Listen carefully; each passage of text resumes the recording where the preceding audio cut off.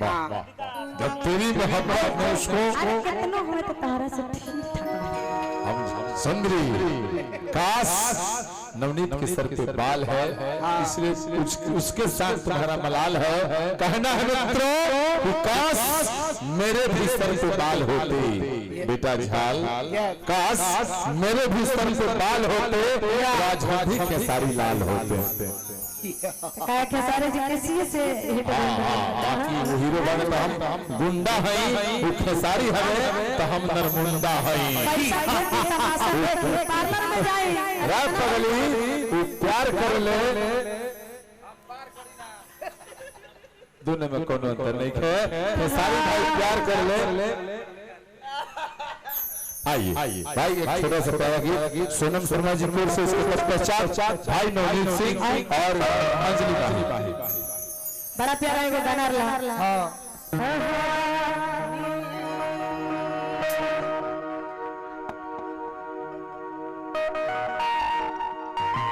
प्यार नहीं खेली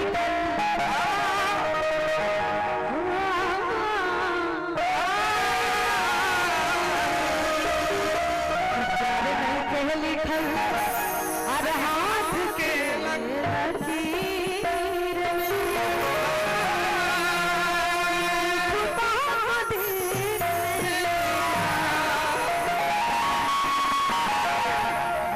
अरे दिल टूट जाके कवनो अरे हो गाना आवाज हो कैसे सुनी जमाना अरे की हो गई सर के तू कि कुछ दिन के बाद फिर पगला रही बंदीवाना।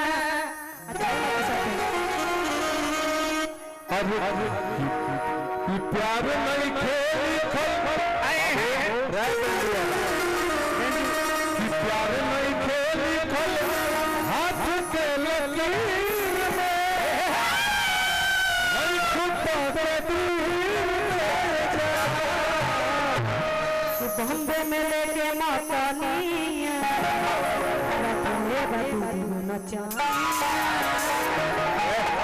का करी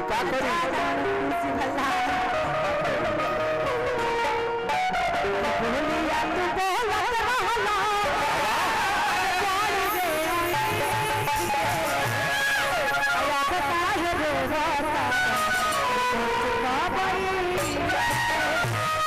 कुर्सी हो तो लागल कुर्सी हो तो बात नहीं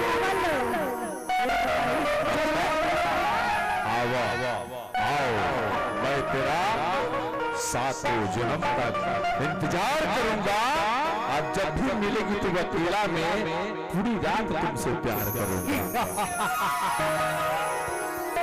प्यार नहीं खेली खल तोहरा हाथ के लकीर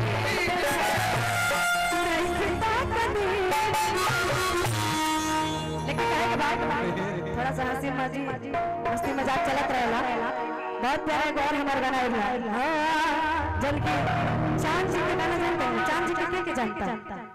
चांद जी के चांद के सूरज के क्यों नहीं खोजाना जानता चांद के क्यों नहीं खोजाना जो जहान में हुई तया बकरीला में आसमान में हुई गुलाब जसबारो गुलाब लगलू गुलाब जसबारो गुलाब लगलू बाबा सच कहो तने जान लन जवान लगलू। ये तो हमारा संग गाना है कि कई के मोहब्बत तोहरा से राजा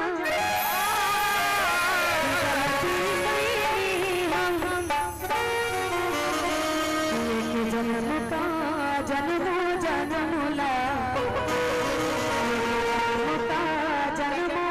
जन्मला अरे लागे दिलनो सनम आई कि कई के मोहब्बत तोहरा से